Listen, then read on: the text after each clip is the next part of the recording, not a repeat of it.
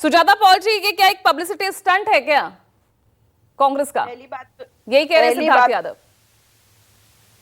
पहली बात तो ये है कि अमेठी में कौन बौखलाया हुआ है वो साफ है। और बाहर वाला कौन है? महारानी स्मृति ईरानी जी कहाँ से आई थी भाई? वो अमेठी की हैं। और किशोरी लाल शर्मा ने तो अपने 40 वर्ष अमेठी की जनता को दिए हैं और हर हमारे नेता के साथ काम किया है। कर्मठ कार्यकर्ता है और उनका सम्मान करना चाहिए। गली कूचे में जाकर पूछ लीजिए, हर व्यक्ति को नाम से जानते हैं और हर व्यक्ति उन तक पहुंचता है। इसलिए ये बौखलाहट दिखती है। और यहाँ पे भाजपा के प्रवक्ता शायद उम्र कम है तो उन्होंने देखा ही नहीं होगा। जितनी इनकी उम्र नहीं उससे ज्यादा तो काम किया है किशोरी लाल शर्मा जी ने अमेठी में। लेकिन अगर बात करी जाए कि जो तोड़फोड़ करी जा रही है वो सच्चाई ये है कि क्योंकि वहां पे अस्पताल बंद करवा दिया था स्मृति ईरानी ने, क्योंकि संजय गांधी अस्पताल था और लोगों को तकलीफें हुई और लोग उनसे पूछ रहे हैं सवाल कि आखिर आप हमारी सांसद है, आप कहती हैं बहुत कुछ लाई और बहुत कुछ ट्वीट भी कर देती हैं, ये फिर पता चलता है जी इन्होंने कुछ नहीं किया।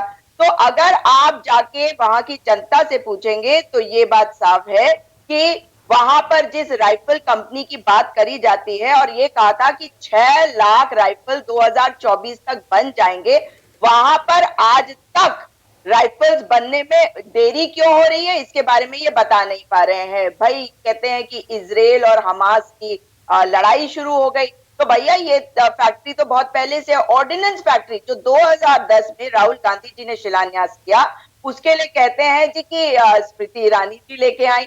तो ये सारे झूठ ये बता सकते हैं, लेकिन जिस तरह से लॉ एंड ऑर्डर की स्थिति, और मैं आपको याद कराती हूँ कि कैसे एक डॉक्टर जो है अमेठी के अमेठी रायबरेली के एरिया के, उनका लैंड का इशू था, प्रॉपर्टी का इशू था, उनकी हत्या एक भारतीय जनता पार्टी के नेता के द्वारा करी गई। आज तक उसमें नहीं किया, कुछ नहीं हुआ।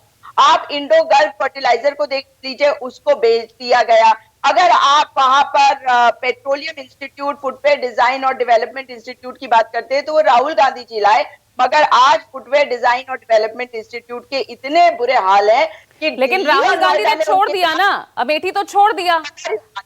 मुझे अगर थोड़ा सा 2 मिनट और दे दीजिए। तो उन्होंने जो बनाया उसके ज्यादा अच्छे ब्रांच तो दिल्ली और नोएडा में चल रहे हैं, लेकिन वहां पर जो स्थिति हो गई है उस इंस्टीट्यूट की, वो बड़ी दयनीय है और शोचनीय है। लेकिन अगर आप राहुल गांधी जी की बात करते हैं तो राहुल गांधी जी एक ही जगह से चुनाव लड़ेंगे ना आप। तो अगर उन्होंने रायबरेली की सीट पर से चुनाव लड़ने का निश्चय किया तो उन्होंने अपने करीबी किशोरी लाल शर्मा, एक कर्मठ कार्यकर्ता को टिकट भी दिया गया है कांग्रेस पार्टी के द्वारा। तो भाई पार्टी के तमाम कार्यकर्ता तो चाहते थे कि प्रियंका गांधी भी लड़े, अमेठी से वो लड़ लेती। नारा दिया था ना उन्होंने यूपी विधानसभा चुनाव में, लड़की हूं लड़ सकती हूं। पूजा जी लड़ ही रही हैं वो, और वो पूरे देश में कैंपेनिंग कर रही है इस वक्त। मैं तेलंगाना में हूँ, तेलंगाना के लोग चाहते थे कि प्रियंका गांधी जी, राहुल गांधी जी यहाँ से चुनाव लड़े, लेकिन ये पार्टी की स्ट्रैटेजी होती है। भाजपा से पूछ के करेंगे। अभी भाजपा के प्रवक्ता कह रहे थे कि हमने तो आमंत्रित किया। आप कौन होते भला आमंत्रित करने वाले? अब की बौखलाहट ये है कि स्मृति ईरानी जो दर दर भटकती है द्वारे द्वारे, नगरी नगरी, कि राहुल गांधी आए थे, गांधी परिवार से कोई आया था, प्रियंका गांधी आए थी, तो उनको जवाब मिलता है कि हाँ आए थे। और उसके बाद अब क्या करेंगी बताइए ना।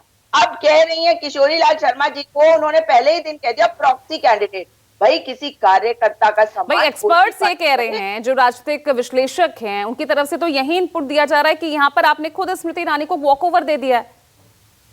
ये समय बताएगा कि वॉकओवर है या क्या है। किशोरी लाल शर्मा जी उनको हराएंगे और यही बौखलाहट का उनका कारण है। और इसीलिए तो बार बार, नहीं तो भाई चुनाव हो रहा है और मोदी जी राहुल गांधी जी को अटैक कर रहे हैं कि वो अमेठी से नहीं लड़ रहे हैं। ठीक है सुजाता जी, ठीक है।